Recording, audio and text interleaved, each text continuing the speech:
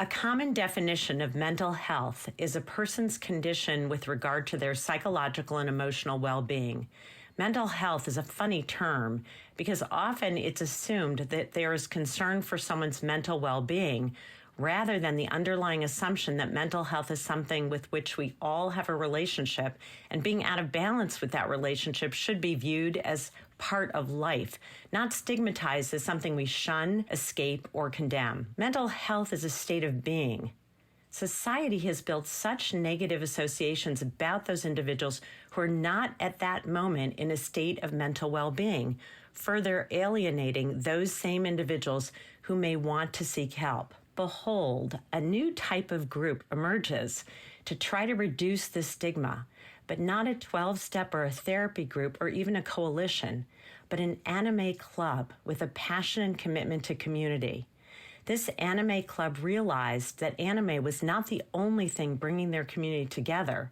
Experiencing the anime characters who have their own difficult journeys, but somehow, most always, make it through successfully, provided the foundation for club members to share their own challenging experiences and seek support when needed. Welcome to Small and Gutsy, a podcast featuring interviews with nonprofit and social impact organizations under $10 million. My name is Laura Whitkoff, and I'm excited and proud to be your host. My hope is that you love the stories as much as we do, and perhaps you will find needed services, a job, volunteer, or donate. Feel free to pass along any valuable information you hear today to others, and remember to send me the name of any organizations you'd like featured at reachus@theintrinsicgroup.com. Anime for Humanity is a volunteer-based 501c3 nonprofit charity dedicated to using anime, cosplay, and video games as a medium to challenge the stigma surrounding mental health. Conventions all over the nation provide the opportunity for Anime for Humanity to meet people face-to-face and start conversations that encourage individuals to share any struggles impacting their mental well-being and hand out resources to anyone looking for support and community. Anime for Humanity raises awareness of mental health through exhibiting at various conventions and events around the nation. The anime therapy kits provide encouragement, education, and hope to anyone looking for support, community, and professional help. I am so very excited to introduce my guest today, Director Mary Stowe and Communications Coordinator Stephen Gates. So let's get started. Welcome, Mary and Stephen. I'd love for you to share your passion about and your deep connection to Anime for Humanity, how it started, how you came up with this amazing idea. So I don't know who wants to start, Mary or Stephen, but take it away. Yeah, I'm coming up on my 3-year anniversary of being involved with Anime for Humanity. And by the way, that intro was fabulous. You did so good. It was amazing. You guys are so encouraging, even for me. I love you all.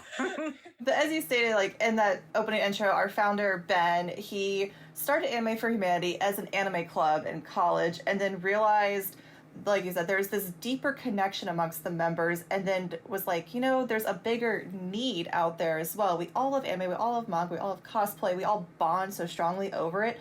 But mental health, like this could be that kind of bridge, between connecting with someone else and kind of encouraging someone to seek support, seek professional assistance, and take that next step in their life. And how I got involved with Anime for Humanity is I'm a longtime anime fan.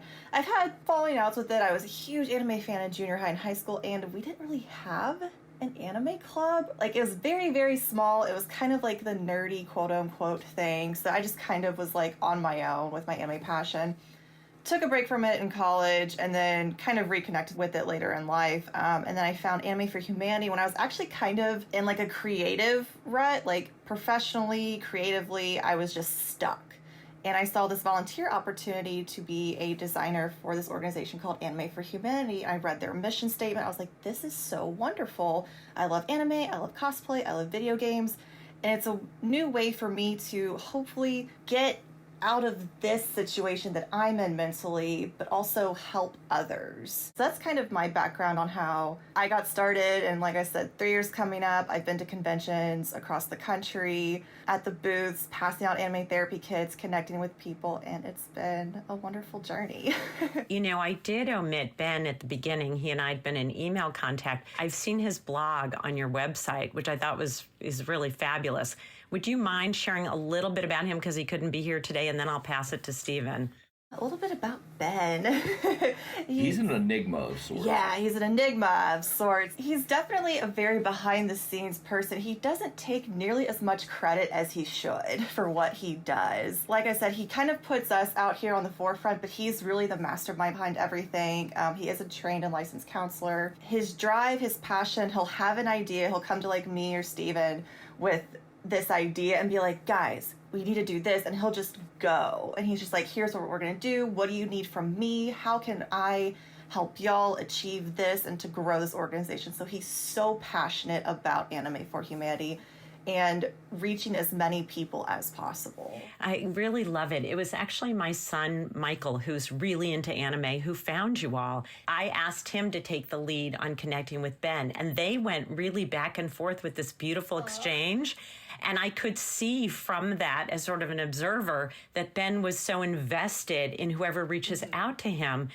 It was just remarkable to me. And so it absolutely made me want to feature you all, not just because of that, but because of exactly what you represent and how you all have reached out within your community, knowing that there was a gap in service. I don't think there's any organization like you out there doing this work in this way. And it's really admirable. Stephen, let me give you a chance to jump in.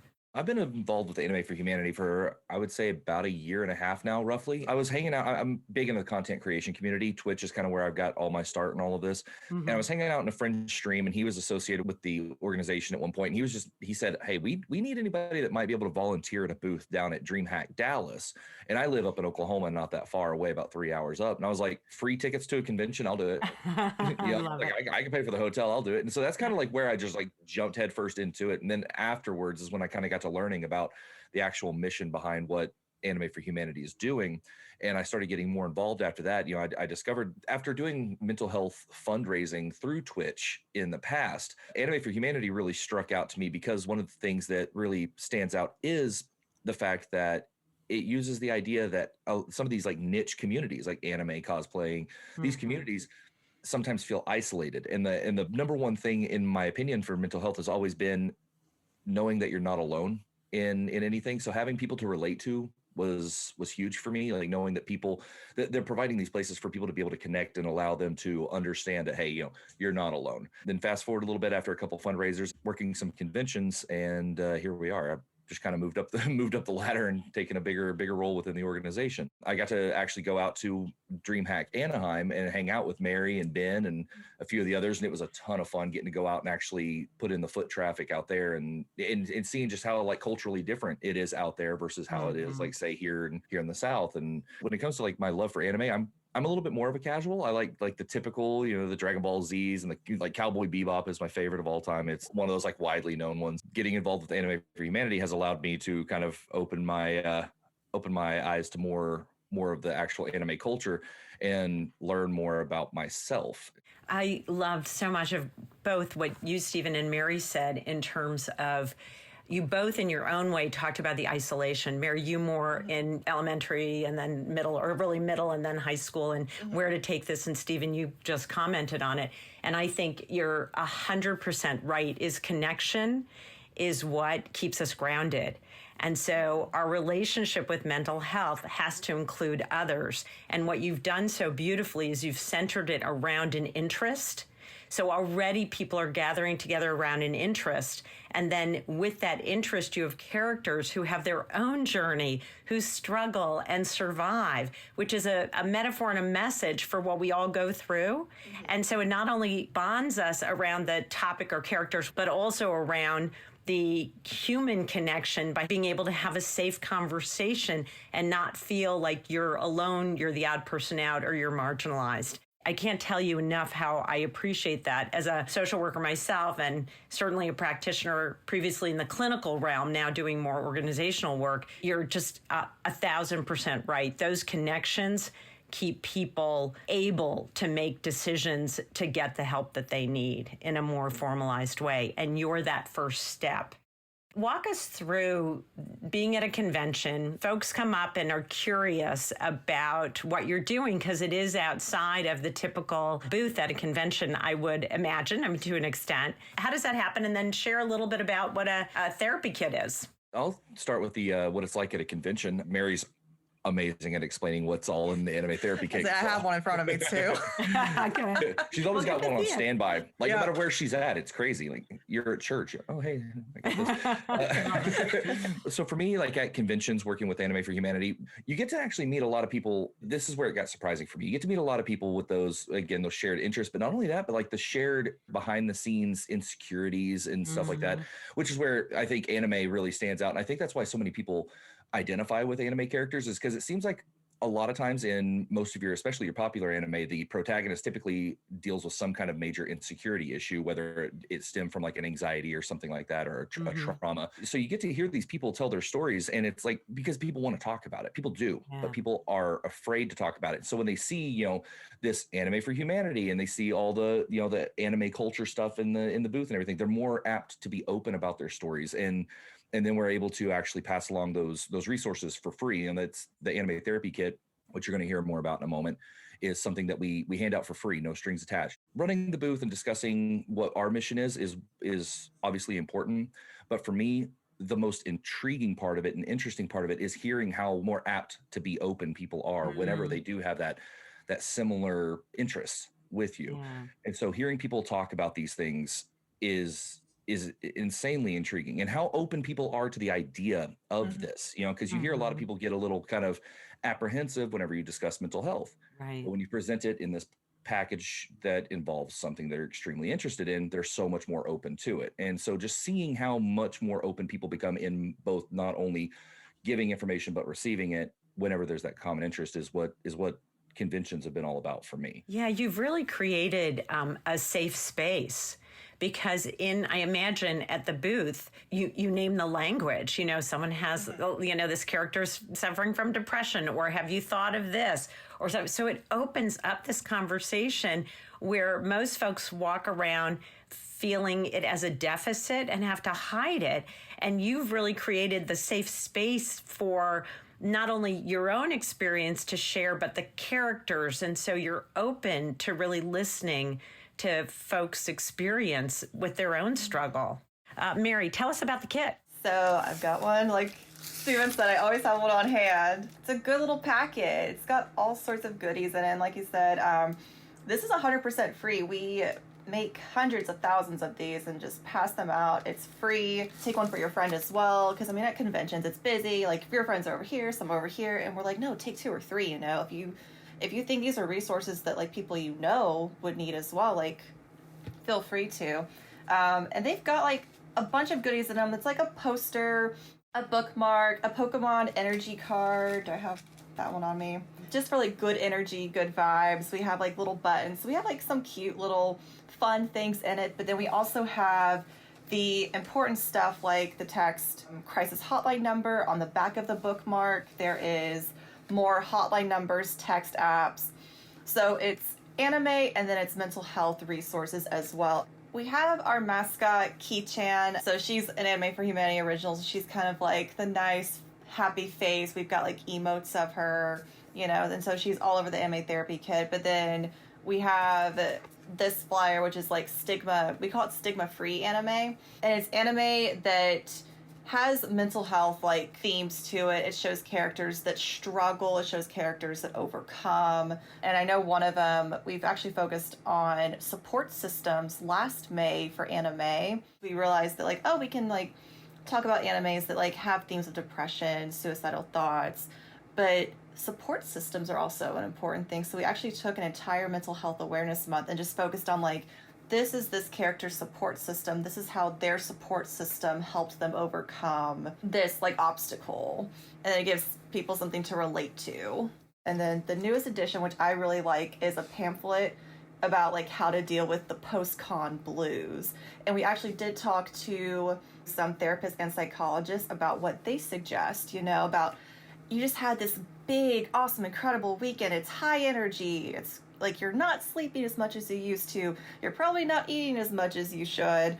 and then you just crash at the end of it. And it's like, that's actually a normal feeling. Like, even like volunteering at the booth, it's just this high energy weekend, and I kind of go into this little like, oh, my friends are gone. They've all gone back home. Now I'm back at home without my friends, and now I'm trying to catch up on my sleep. So I think that's a really good addition that we've made to the therapy kit. It's almost like the post-vacation type thing, like that back to work on Monday blues, but with all of these personal connections that come along with, like, you get that post-vacation blues on top of losing all these in-person like, it almost feels like it's this massive dream.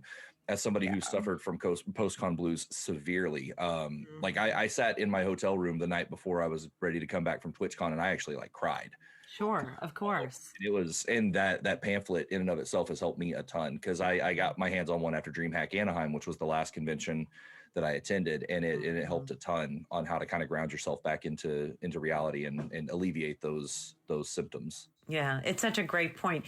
Most of us, I think, have that feeling that you described of post-vacation, or again, post-high energy, and then how do you deal with that? And I think we all have good intentions of staying in touch post-conference, but that still doesn't have the same feel. And you couldn't sustain that anyway, but you don't think about that. You sort of think about what's next. I had my whole schedule for these few days, and now what's next and how. So I love that you've normalized it, actually, is what you've done, and created resources and access points.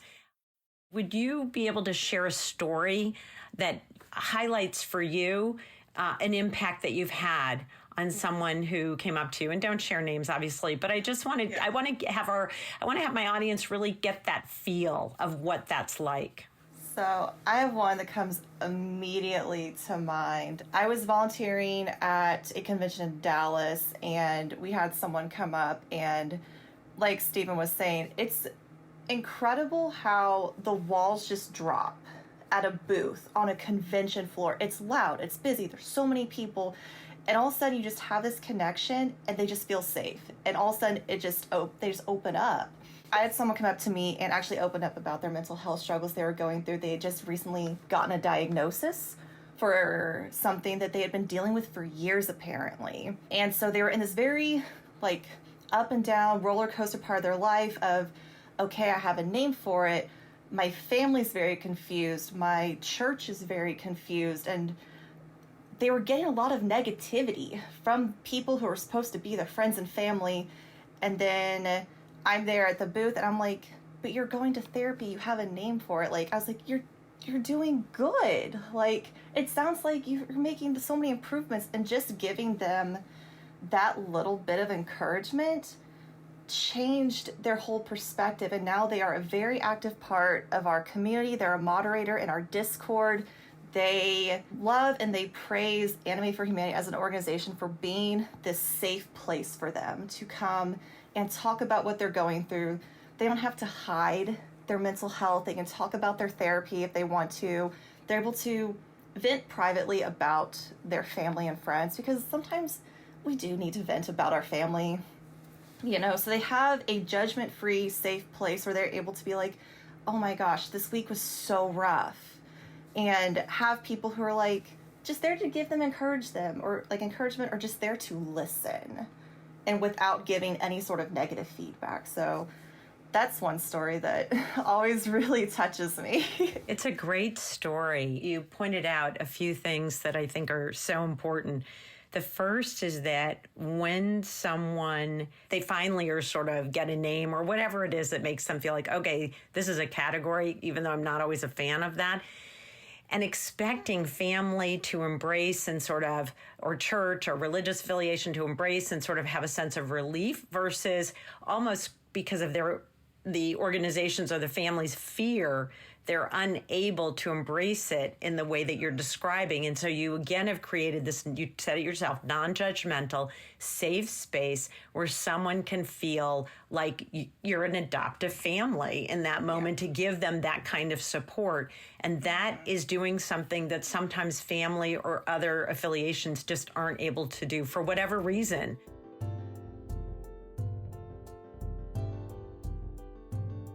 So I actually have I have two short little instances that really stand out to me, and one was after a convention in Dallas. I got to bring home a bunch of anime therapy kits with me, and because here in Oklahoma, this is like almost a non-existent thing, you know. And I brought it back with me. And one of my good friends at work, his fiance was working at the library and working with the youth at the library. And whenever I mentioned to him what I was doing, he was like, "Hey, you know, a lot of people that come through the library, a lot of them huge anime fans." I was like, "Well, here, pass them along to her." And the next time I saw her, she came up and gave me a big hug because, like, you know, these are teenagers, kids, you know, the kids that are struggling internally, anyways, regardless, you know, because of the hormones going and the world is confusing to them. You know, we all remember what it was like. Yeah. And she came up and gave me a big hug because of like just the impact these little kids have been making on these kids and their willingness to open up to their parents, you know, about things like, hey, I want to go talk to somebody. And that was a really awesome one. And then another one was a member within the community actually reached out to me to help record a video on their on one of their mental health things called known as dissociative identity disorder. And they were like, not many people know about this, and we would just like to be able to have you ask questions from the point of view of somebody who doesn't know about it. I'm like, well, you got the right guy, because I have a lot of questions. And so we were able to set up this like huge interview, and it was something they were very, very, very nervous about, but they were so excited to really get, you know, that stigma broken down of what dissociative DID is and all that. And so being able to record that and seeing how much pride they took in that project after having experienced kind of that fear of what it's like to, you know, open up about something like DID. Those two instances really stood out to me a lot. Those are, again, great examples of where your resources spread far beyond the convention, which is such a great gift, and where it can really get into the hands of folks who need it, who never even not only didn't know it existed, but didn't know that there is a safe way for them to have a conversation about something that is so internalized and so shame-provoking in more typical environments. With your community, like so many, even though so much is virtual and online, that face-to-face convention had to be put on hold during COVID. I know, I can see the frowns on your faces. So what did you do? How did you manage? Share with me what the last year has been like. We saw a significant increase in our Discord community, which is our primary like online server. And it was all ages too. It was teenagers, it's young adults, it's like older anime fans too.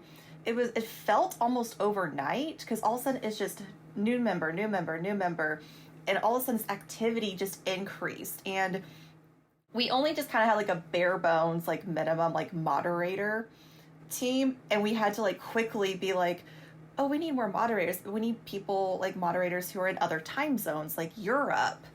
And these are moderators who are just there to kind of like keep the peace, enforce the rules, typical moderator duties, but also if someone is like maybe venting about they might be needing resources, someone who can share the links and be like, don't forget, there's hotline numbers, there's text apps, here are resources where you can take that next step for mental health assistance when you're ready to. We also have like our international website where people can search by country, because we don't always know what country people are from. So just getting people who are available to be like, don't forget, there's resources available to you. Like, we're here, we're your community, we're your new family, we're here to listen. But if you are ready to take that next step, this is where you're able to do so. So it sounds like, and I wonder this question, because obviously conventions will probably be back in session within the next year as people get vaccinated. Fingers crossed. I agree. Yes. I see that. Do you think in the future there will be still a huge virtual presence for folks who can't get to conventions for whatever reason? What do you anticipate, or what do you see? I would like to jump in on this and say I 100% believe so, because our community management team has been on the ball in creating a lot of engaging things, like whether it be watch parties or, I mean, just a few weeks ago, big shout out to our online buddy Rogue Pinata. He's been organizing some stuff along with the rest of the community management team. They did a Brawlhalla tournament recently, all online, and they've been organizing a lot of events to keep people engaged and keep people, you know, like keep people having fun, you know, like while all of this is going on, because sometimes we do need a little bit of a distraction. And I think once it goes back to even being in person form, there's always going to be that post-con in between, that people are going to need a place to go and decompress and have fun with those people that they just met at these conventions and everything. And being able to provide an engaging environment for that at least bridges the gap in between just like, regular text or voice communications and the in-person con stuff, because you are providing that kind of like actual interaction type of environment. And so I think it's still going to remain huge even when cons come back, because there are only so many cons we can attend a year. Right. And so we're going to keep that space going. I would say most of the organizations we interview talk about a type of hybrid model. And you're right, not everyone can get to every convention or even one convention sometimes. So by spreading it through any virtual capability and having it not completely like you're there, but a piece of it, that, or a post-convention way to decompress is a nice option. That, if there's any silver lining to a horrible situation, that might be one avenue. So it begs the question for me, how large is your volunteer network? And what are your thoughts in growing that or in expanding? I can't think of the number we're at right now, but we do have like 3, I guess, main volunteer hubs. We have West Coast, California, SoCal mainly. Dallas, Texas is kind of like our central hub. And then we have the East Coast. We have someone who's like in the New York. They're able to go to Boston and kind of do like the big East Coast conventions. And then we try to work with people who are like other staff members who are comfortable running a booth on their own. Because that's always a thing too, is like, are you comfortable receiving the materials, going, setting up the booth? It's a big task sometimes. So we try and hit like other cities as much as we can as well. And with the increase in our online presence, we talk about conventions. We talk about how much we miss them, because people of course do miss going out in person, how we're looking forward to being able to go back out there. And now we have so many more people who are like, oh, I would love to volunteer. I would love to come be at the booth, talk to you, pass out anime therapy kits, help assemble the kits, because that's a process as well. We have like a team of social media people. We're looking for more designers, looking for video editors. We've got all these projects that are like ready to start and get going. So aside from just to like volunteering at the booth, we are looking for like writers, designers, people who have an interest in like assisting with fundraisers, sponsorship opportunities. So there's all sorts of stuff across the board as far as what we're looking to like expand into and kind of help us grow even more. It's so impressive, because a volunteer organization is a hard organization to manage, because everybody else has, most people have full-time jobs. Yep. And this is what they do it because they're passionate about it and love it and they want to spend time on it. And even mentioning putting the kits together takes a lot of time.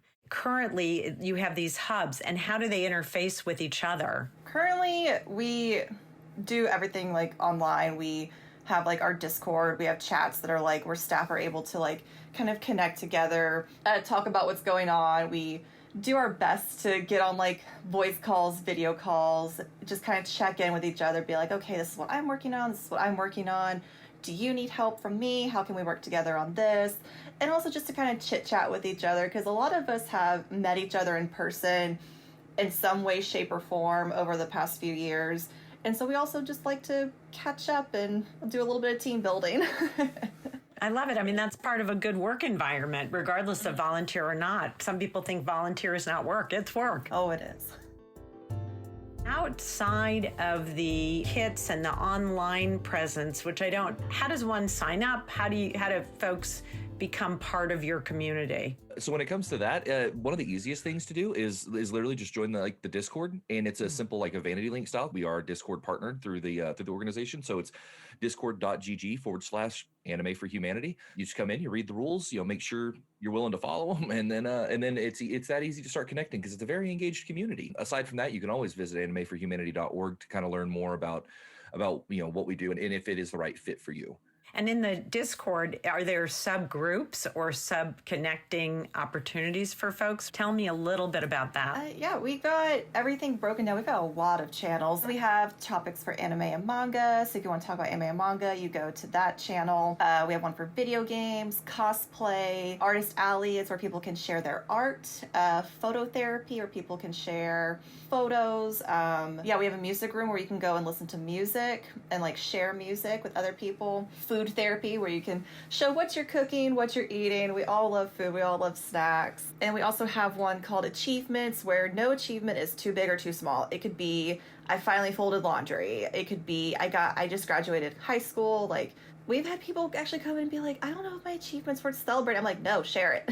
Like, if it's an achievement, it is a achievement. There's something for everybody. There really is. I was about to say, we've got a little bit of everything so people can kind of go in. And I've seen where people, like, they kind of pick which channels they like to talk in the most, which is fine. It's where they're the most comfortable. Our cosplay channel recently actually has gotten a lot of activity. There's just a lot of cosplayers, I think, because they've had time to work on stuff and they're getting excited about conventions coming back. They're showing off what they've been working on. They're asking like, oh, like, I'm having a hard time trying to figure out how to put this together. Has anyone had experience with this? So they're sharing tips, tricks. They're showing their progress. They're showing their cosplays from previous conventions. And that's a channel recently, like I said, that's really seeing this incredible increase in activity. And they're also encouraging to each other too. And I think it's wonderful. It is wonderful. And so with cosplay, just so I understand it, because I'm a little bit of a novice in this arena, I know a bit of anime. It's really the costume design piece that's connected, right? Because some listeners may not know. So I love that idea. So do folks usually take pictures and post their design or I just love that. You'll see people who they've been sharing for a little bit and you'll be like, oh, this is my first cosplay. And then this is where I am now. It's like, I hot glued this together and now I have a sewing machine, and you just see the pride they take in their craftsmanship. And that's really nice to see. And then a lot of cosplayers will build props, like their character might have a magic staff or they may have wings. And so they get really big and extravagant. And it's also really nice to see how creative they get when they're on a budget. They're bargain hunting. They're like, oh, I can repurpose this. They go to thrift stores. And so it's this really nice creative outlet. And then whenever you see this person who's very introverted, very shy, put on this cosplay, and they just light up, they transform, because not only are they their favorite character, they made this. So there's a double kind of component of they get to sort of embellish the whole concept of it because they've internalized a piece of it and they did it themselves. So they really took on the work, and I think it's an enormous accomplishment. Someone who is likes to pretend to be creative and has no capability whatsoever. So I can so appreciate that. And some of the things that I've seen just on the peripheral are just spectacular. Stephen, you were going to add. This was a little bit less about the actual cosplay aspect, but one of the channels involving the gaming thing, as a member of the content creation space, they actually go in and promote these channels that AFH has kind of gone and embedded and shown to be safe spaces for people that need kind of that more comfortable area, that know they're not going to be made fun of or mocked, and they're more accepting communities.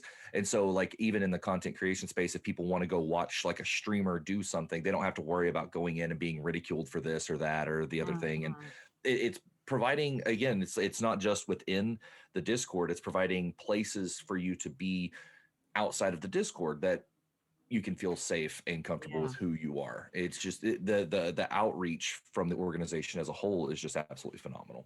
Yeah, it's such if I were to think of the entire organization, and I love that you call it For Humanity, it's a place of heart. You have so truly embraced a growing community and an interest, but you're mainstreaming it to an extent where it's a community that has its legitimate place in our society. And I really appreciate and admire that. And I love how creative it is, because all of those subgroups that you've described are creative spaces, whether it's observing more passively like streaming, or the cooking is a wonderful example. And certainly the cosplay is a perfect example of that, among many others. So it's really, you in your own creative juices have contributed to that as well, by not only your volunteerism and your participation, but my guess is that if somebody comes up with an idea for a subgroup, you all are open to entertaining that. Yeah, we're always welcome to community feedback. We're not always able to implement everything, but we do take the suggestions, we think them over. We're like, okay, how could we make this work? What we need to do to make this work? So we're always welcome to community feedback. You talk about how a lot of it is heart. And that is true. And I think a lot of that heart stems from personal experience. Like a lot of the people within the organization are people who have experienced the same things that the people who are part of the community have experienced. The reason it's so easily approachable is because a lot of us have experience with what a lot of other people are, which cycles back to the whole, the whole relate to each other type thing. We're not just a bunch of people who just have the heart to do something, but this is something that our heart is dedicated to because of the experience that we can relate to. I love that you said that, because you both sort of introduced it that way as well. And so adding to heart would be empathy. I think that probably makes your environment that much more inviting because you start from that place. People feel it when they come up to your booth and they know they're not being judged, or they go on your website, or they're in a chat space. They feel it because that's what you give out. So, as you may know, I always have a round of quick and gutsy questions. So if you all are ready, we will start our round. Okay, let's do our power poses as we get ready for the quick and gutsy. What is at the top of your wish list? However, the answer cannot be money or funding. A few more volunteers spread out to hit these smaller anime-based conventions, say like a Tulsa, Oklahoma, where we don't have a huge presence, or even because there are anime conventions in places like Omaha, Nebraska, where like these areas are a lot more secluded off because they're a little bit more old school type areas where anime is even kind of more of a niche thing. Yeah. If we could get more people who are comfortable with being in those areas, being able to maybe even do little pop-up booths, or just take some therapy kits to like a small convention and hand them out and stuff like that. That would probably be the top of mind. That's a great wish, because you really want to spread folks are there who need it. And so how to get them the information. That's great. Yeah. Mary, what about you? I would say more manpower for more anime therapy kits, because as we've seen during the pandemic, we have been fulfilling online requests to libraries, to therapy offices, to counselors, to schools, we have teachers, counselors, librarians who have anime clubs, or maybe they see students who have an interest and they're just looking for a way to connect to that student, to that teenager, to that friend, family member in need. So more manpower for more kits. When somebody, like in one of the rural areas that you've talked about, decides that they'd like to do a pop-up, is there an orientation or training that folks go through to be able to talk with folks who might be interested in getting a kit? I just wonder how that works. I meant to ask that. We would typically try to send a more experienced staff member to kind of be that grounding point, to be like, okay, I've got the experience, I know how to set this up, I'm here to show you how this is run, and how Anime for Humanity kind of does things. Because I think people think it's just, okay, you set up the booth, you make it look all nice and pretty, but it's like there's this process we do. And luckily it's one of those things, like if you can get just one person that really knows what they're doing up there, you can have one person really teach a solid 2, 3, 4 people how to do it in the future. I kind of got baptized by fire in Dallas a little bit, because it got really hectic, and a couple of the volunteers weren't able to make it, and so we kind of had to hammer down and learn. And by the end of it, before even the end of the convention, the person who was training us, I was like, hey, go take a break. We got this. We know what we're doing now. It's pretty intuitive once you get going. So I think if you get somebody out there that can convey exactly how to do things, it becomes pretty easy for them. And then that person can kind of carry that torch from there. If you were to think of a song that describes Anime for Humanity, what would it be? I got one immediately. It's one of my favorite anime songs right now too. It's called Lost in Paradise, and it's the ending theme for Jujutsu Kaisen, which was a new anime on Crunchyroll. Highly recommend it. It's a little dark sometimes, but it's very, very good.